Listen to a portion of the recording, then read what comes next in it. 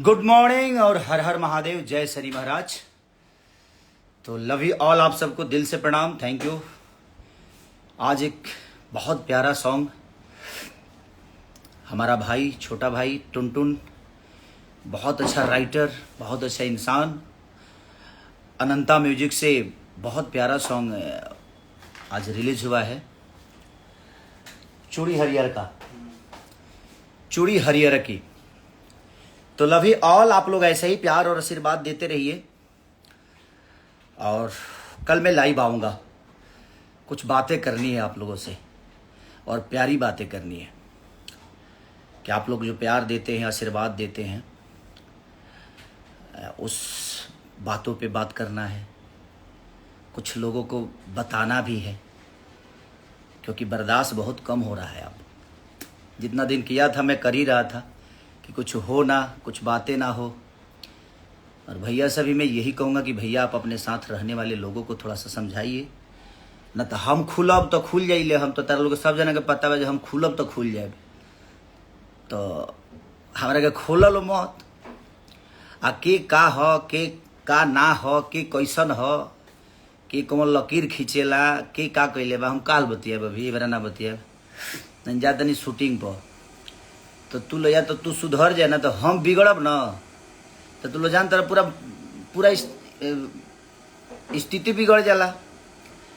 तो हम भैया से, अपने बड़े भैया से रिक्वेस्ट करेंगे कि वो आपके साथ रहने वाले 24 घंटे लोग हैं, उनको प्लीज़ आप थोड़ा सा कह दीजिए। क्योंकि मैं अपने लोगों को बोल दिया हूँ कि यार कोई भी बात मत करो, गाने की बातें करो, अच्छी चीज़ों की बातें करो, चर्चा करो तो भोजपुरी भाषा के बेहतर के लिए चर्चा हो, हम सब भाइयों को बड़ा करने का चर्चा हो, किसी को नीचे दिखाने के लिए चर्चा ना हो। अतर लोग को कुछ होता तो खेसारिये से कंपेयर होता है। तो तू सुधर ना, तो हम बिगड़ब न बाबू, तो हम बिगड़िए जाइले।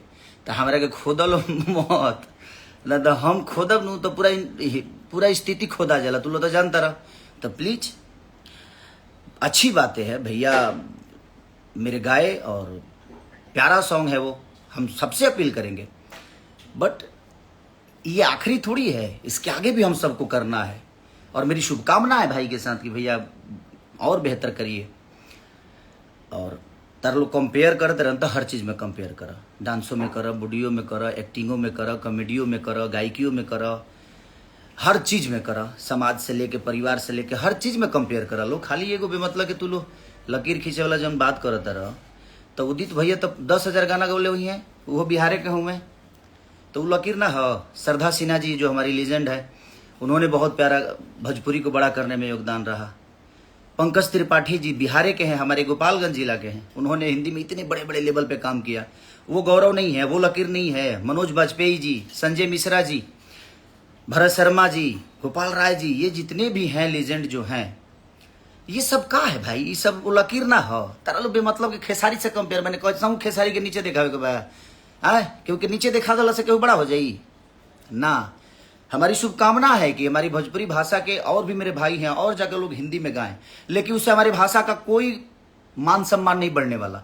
हमारा उन्नति हो सकता है, हम आगे बढ़ सकते हैं, हमारा भाषा नहीं। हमारी भोजपुरी भाषा अगर हिंदी फिल्मों में यूज होती है तो हमारा भाषा बड़ा हो रहा है। बट यार मत करो यार सब, न तब हम लइकन के बोल दी, खोल दी सबके, हम खोल दे तो खुल जाए सब कुछ। तब प्लीज हमारे के शांत रहे दस मर्दे, गाना बजाना के बात कल जाए। भोजपुरी आज एगो गाना रिलीज भइल बा, आ कौन व्यू कहाँ से कैसे जाला वो अब हमसे छुपल बा कि तारा से छुपल बा। जिन जना बोला तारे जो हई हो गई हो गई, तो तारा से छुपल बा। तनी शिवलिंग पर क्रिया खा के कहिए लो जो ओरिजिनल का बा, सही का बा, गलत का बा है।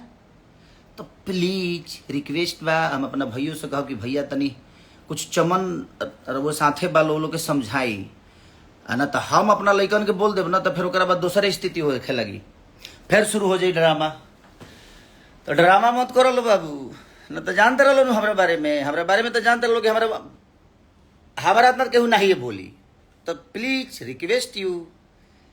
और कुछ जगह कहत रहे कि दूसरा जन्म लेने पड़ेगा। भगवान हम अच्छा कर्म कैले बनी तो हमारा दूसरा जन्म मिल जाई, लेकिन वो नहीं आ। बड़े भाग मनुष्य तन पावा, सुर दुर्लभ सब ग्रंथ ही गावा। बड़ा भाग से मनुष्य के तन मिलेला यार।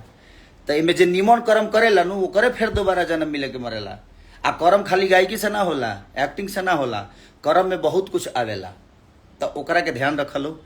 आ तू लोग ई मत कर जो हम अपना लइकन के बोल दी कि शुरू हो जा। सब हमार सब फैन देवता रूपी श्रोता जवन बा जे हमरा के प्यार करेला उ खुली हंस तो खुल जी हंस। तो इसे कोशिश यह कर लो कि गाना में मजा लिया जाओ।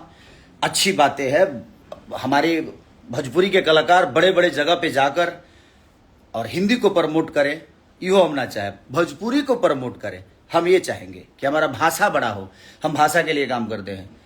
तो बस लकीर वाला बात फिर से मत कहल कर लो, मजा लो, हमू मजा लेता नहीं, हमको अच्छा लगता और सब लोग एंजॉय करें। और आज अनंता म्यूजिक से एगो गाना रिलीज भइल बा, तो ओकरा पर विशेष ध्यान दिला रहा है।